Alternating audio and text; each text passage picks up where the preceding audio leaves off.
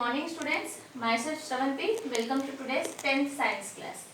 In today's class we are going to discuss few topics which are there in the 9th chapter, heredity and evaluation. So in that first one is speciation. Before going to start speciation, first what is a species? Species means the population which are having same features, and by breeding they used to produce new fertile offspring, that are species.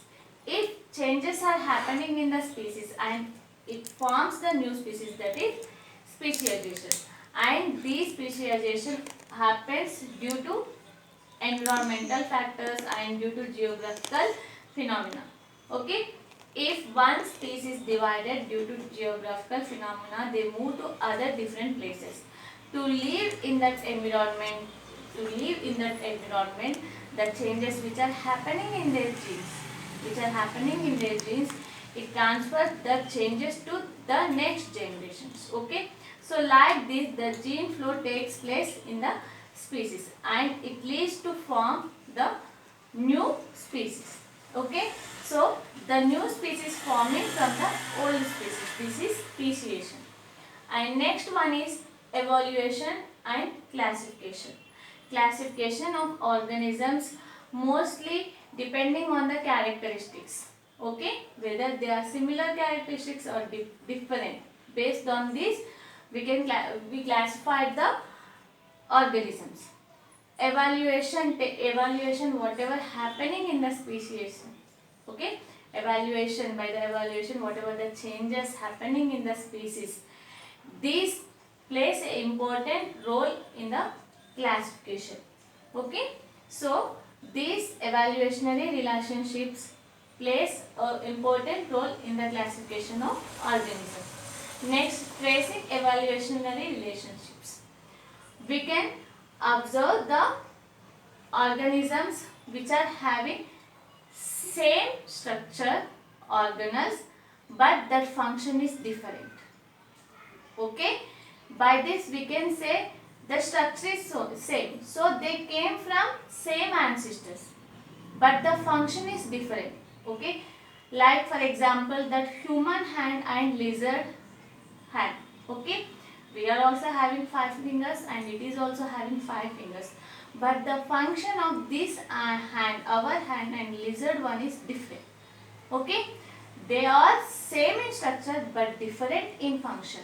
These type of organs are known as homologous organs.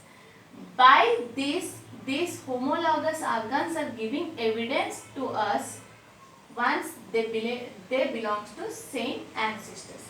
And analogous organs, the organs which are different in structure but the function is same. For example, bat wings and bird wings.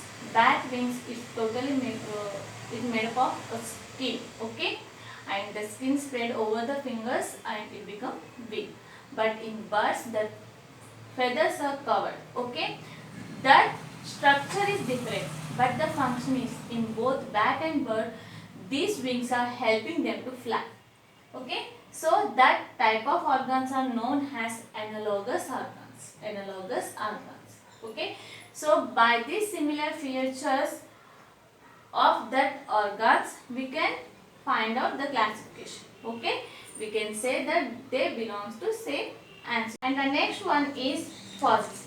Fossils means the remains of dead animals and plant bodies once they are live in the past are called fossils. By digging the fossils and by treating them with isotopic experiments, we can say the life when they are alive. Okay, so by homologous and analogous organs and by using the fossils, they helps in the evolution of classification. And if you come to fossils, Archaeopteryx is the fossil which is having the features of reptiles and as well as birds. Okay, once it is alive, now that fossil we got, by that we can say that birds evaluated from the reptiles. Okay, so this is today's topic and one more topic left that we will discuss in the next class. Thank you. Have a nice day. Bye.